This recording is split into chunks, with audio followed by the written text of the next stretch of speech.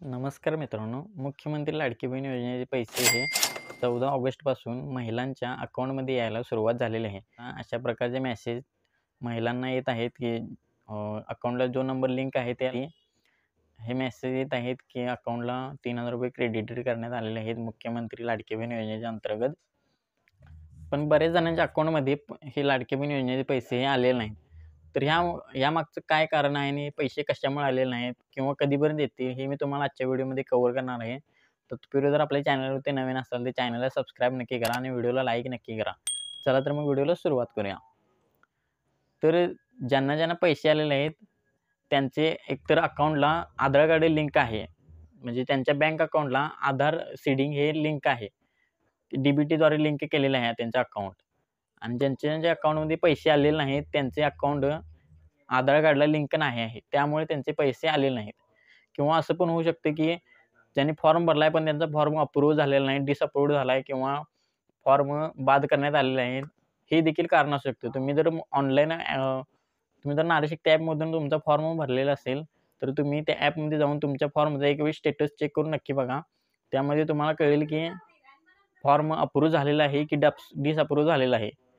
आणि ज्यांचे अकाउंट हे आधार कार्डला लिंक नाही आहे, अकाउंट हे सीडिंग नाही आहे, त्यांनी लिंक कशाप्रकारे करायचं आहे हे देखील मी तुम्हाला या व्हिडिओमध्ये सांगणार आहे. त्यामुळे हा व्हिडिओ शेवटपर्यंत नक्की बघा. तर जर तुमचे बँक अकाउंट तुमच्या आधार कार्डला लिंक नसेल तर ते कशाप्रकारे लिंक करता येईल, हे ऑनलाईन पण करता येते आणि ऑफलाईन पण करता येते. मी तुम्हाला ऑफलाईन कशाप्रकारे करता येणार हे तुम्हाला सांगणार आहे मी. आता काही महिलांचं अकाउंट हे पहिल्यांदा काढलेले असते. फॉर एक्झाम्पल स्टेट बँकेत जर तुम्ही पहिला अकाउंट ओपन केले असेल तर त्याला तुमची DBT लिंक असते ऑलरेडी. त्याला ते अकाउंटला नंबर तुमचा लिंक असतो. नंतर तुम्ही जर बँक ऑफ बडोदाचं अकाउंट काढले असेल आणि ते तुम्ही लाडकी बहीण योजनेसाठी दिलेले असेल तर त्यामध्ये ते पैसे येणार नाहीत, कारण तुमचे ऑलरेडी अकाउंट स्टेट बँकेला लिंक आहे. तर ते बँक ऑफ बडोदाला कशाप्रकारे लिंक करता येईल हे मी तुम्हाला सांगणार आहे. तर तुम्हाला जवळच्या बँक ऑफ बडोदाच्या ब्रँचमध्ये जायचं आहे आणि त्यांना सांगायचं आहे की आमची DBT लिंक करून द्यायचं आहे. त्यांच्याजवळ ते एक फॉर्म देणार, ते फॉर्म सबमिट करून तुम्हाला द्यायचं आहे बँकेमध्ये.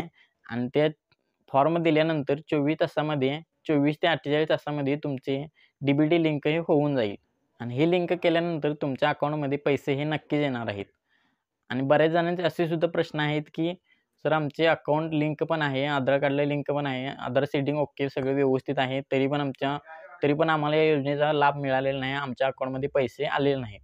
तर याचं काय कारण आहे की त्याने तारीख दिलेली आहे ही 17 ऑगस्ट तारीख दिलेली आहे. त्यामुळे 17 ऑगस्टपर्यंत तुम्हाला वाट पाहायची आहे.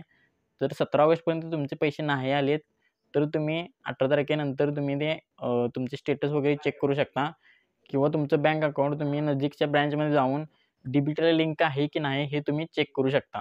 पण तुम्ही 17 ऑगस्टपर्यंत काही करू नका. जर तुमचे सगळे ओके असेल तर 17 ऑगस्टपर्यंत कधी पण पैसे येऊ शकतात. तसं काही वेळ हे नसते पैसे यायला. त्यामुळे तुम्ही निश्चिंत राहा.